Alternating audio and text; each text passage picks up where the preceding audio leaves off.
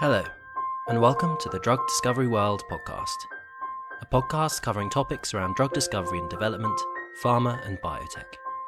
My name is Giles, and I'm here to take you through this episode. Today's episode is taken from our fall 2018 issue, and is titled, How Phenotypic CRISPR Screening is Revolutionising Drug Discovery. The article was written by Dr. Stefan Lauer and Dr. Carlos Lesage, both of Horizon Discovery. So now on to the main article. How Phenotypic CRISPR Screening is Revolutionising Drug Discovery. Research in drug discovery and biotechnology increasingly exploits gene editing at industrial scale in order to identify and validate new biological targets for precision medicines. The discovery of CRISPR-Cas9 systems has fueled a rapid expansion of gene editing adoption, with particular interest in the increasingly prevalent area of functional genomic screening. As these technologies have matured and evolved, so have the applications to which they are deployed. While early efforts were heavily enriched for studies in cancer biology, the advent of more complex phenotypic analyses, coupled to CRISPR-based discovery efforts, have substantially broadened the impact of these tools to provide discovery opportunities in myriad disease areas, with greater power for hit ID and fewer off-target effects than other screening tools. Broadly speaking, functional genomic screening requires three elements: an ability to perturb gene function, an assay by which to measure phenotypic response, and a mechanism to couple these two observations together. In the case of CRISPR, the most common perturbations are provided by the canonical knockout-based approach, CRISPR-KO, or by transcriptional control using the catalytically inactivated and repurposed CRISPR modalities of CRISPR-I, interference, and CRISPR-A, activation. For gene knockouts, the benefits are in the high penetrance of the perturbation, where the frequency of homozygous deletion can drive the response close to maximum in the cell system and allows excellent reproducibility between samples and replicates.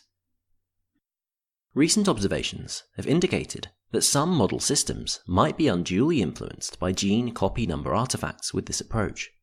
But while this might be a concern for some cancer target ID applications, it is likely that in many cases, the benefits of the clean and robust CRISPR-KO gene editing tool outweighs this consideration.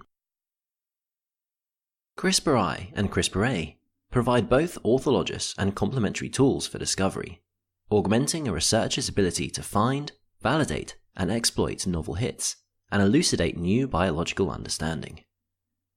Inspired by modified versions of both ZNF and tail nucleases, these tools utilize a nuclease-dead version of Cas9, dCas9, which in CRISPR-I, rather than mutating specific genomic loci, allows disruption of gene transcription simply by the binding of proximal sequences at the promoter region of the gene. By covalently linking KRAB transcriptional repressor domain to dCas9, enhanced transcriptional silencing is achieved. Using the same repurposed dCas9, it is also possible to create a transcriptional activation tool, termed CRISPR-A, by fusing dCas9 to the VP64 and P65 activation domains. Effective gene activation with CRISPR-A has been accomplished by several approaches. The SUNTAG array, which uses multiple VP64s recruited onto a peptide array. VPR, a synergistic tripartite activation method using a fusion of VP64, P65, and RTA. And the synergistic activation mediator complex, which uses a dCas9 VP64 and recruitment of P65 and HSF1 via RNA binding protein components. These adapted CRISPR tools provide clear new opportunities to study gain-of-function mutations in genome-wide screens. Assays for phenotypic screening, a pooled solution. Selecting the right assay is crucial for functional genomic screening success, and the biology to be measured influences key aspects of screen design.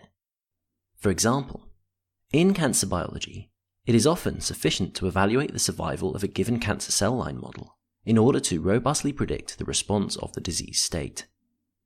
This can be done either in vitro or in vivo. But a simple measure of cell health is often not sufficient to evaluate more complex diseases or present a complete picture of cell behavior for high-fidelity target ID. This is where phenotypic approaches with higher resolution yield substantial benefits, notwithstanding that cell health is itself a valuable phenotype for predictive biology. To date, most CRISPR-based functional genomic screens have been conducted in a pooled format. This approach uses a viral-based system to tag the edited cells with a unique barcode, delineating their edited genotype. The identifying sequences can then be identified by amplicon deep sequencing, which in turn provides quantitative data about genotype abundance to inform biological interpretations. This technique, initially developed for shRNA screening, was rapidly adopted for CRISPR approaches and provides an immensely powerful dataset. Variable abundance of genotypes in differently treated samples can be used to explore cell health in the context of drug responses for chemotherapeutic agents, or to investigate genetic interactions between panels of cells of different origin. This latter example can be applied to explore genetic disease, from the very rare to the more common, and provides a powerful way to identify novel targets for drug discovery. Crucial to these studies is the availability of cell models which represent both healthy cells and disease cells. Isogenic cancer cell lines, iPSC-derived physiological models, and even primary cells can be paired up and evaluated for selective responses, and to find synthetic lethal targets, genes which interfere with the disease cell survival but do not affect the healthy cells, for drug discovery. But what if the disease state of the cell model is not marked by a difference in cell health? Pooled screening can also be adapted for more complex phenotypic readouts. The simplest example of this approach is the use of high-throughput fluorescence activated cell sourcing, FACS, to determine cell phenotypes based on a biomarker signal. Success with this approach is governed in part by the availability of suitable tools, antibodies, reporter cell lines, but the applications can be highly diverse. A recent study exemplified the use of this approach to study ATP dynamics, revealing new targets and pathways which influence the pathophysiology of energy deficiency in neurodegenerative disease, and even aging. The approach can even be extended to monitor secreted biomarkers or intracellular events by using permeabilization and secretory pathway blocking reagents such as prevalent A. In these experiments, the biomarker, i.e. a cytokine, is locked in the cell shortly before the sample collection point. The resulting accumulation of the biomarker in the cell is then read out directly, for example by antibody staining, and cells can be sorted by FACS. Barcodes corresponding to the sorting of populations differentially expressing the biomarker can be captured and sequenced. Recent advances have also seen the development of novel platforms that massively increase the phenotypic throughput of CRISPR screening. These new approaches combine CRISPR-based pooled genetic screening with single-cell RNA sequencing, scRNA-seq. Perturb-seq, CRISP-seq, and crop-seq provide methods that enable researchers to directly link individual CRISPR-imposed genetic perturbations to a highly complex gene expression profile at the single-cell level. Comparing the transcriptomes of many cells in parallel enables the comprehensive assessment of subpopulations within the heterogeneous group of cells, and can provide mechanistic information on which genetic perturbations influence the phenotypes measured. These techniques even further expand the potential impact of CRISPR-based screens to a level where one can be unbiased in the scope of the phenotype evaluated as a consequence of each perturbation, creating the opportunity to study highly complex diseases and exploit the benefits of pooled CRISPR screening analysis. Arrayed phenotypic CRISPR screening.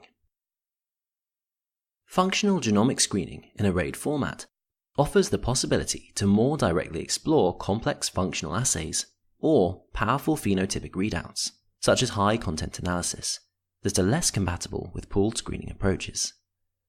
Arrayed loss or gain of function screens using CRISPR-Ko and CRISPR-A reagents offer alternative means to perturbing gene function compared to siRNA or cDNA overexpression reagents.